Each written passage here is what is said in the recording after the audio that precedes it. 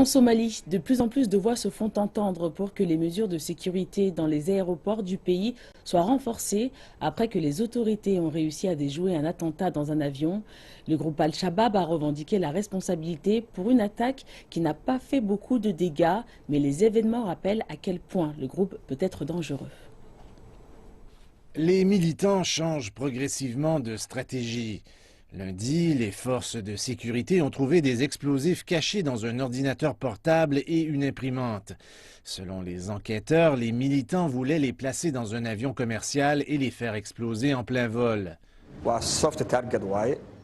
Les avions sont toujours des proies faciles. Les dommages causés par une explosion en plein vol sont toujours très importants et attirent beaucoup d'attention médiatique. Les médias internationaux vont toujours parler de ce genre d'incident. C'est pour cela que maintenant, ils s'attaquent aux avions. L'aéroport Ougas Khalif est le plus important dans la région de Iran et les forces de l'Union africaine utilisent l'aéroport de Beldouelene comme base. Au moins 6 personnes, dont un officier de police et un militaire de la MISOM, ont été blessées dans l'explosion. Les autorités disent qu'ils ont arrêté plus de 20 personnes. L'enquête se poursuit et des experts ont été mandatés pour resserrer les mesures de sécurité. Dans les aéroports à l'extérieur de Mogadiscio, il n'y a pas de matériel adéquat pour vérifier les ordinateurs.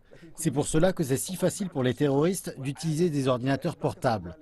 Ce n'était pas un problème en Somalie, mais maintenant la situation oblige à de nouvelles mesures de sécurité plus strictes.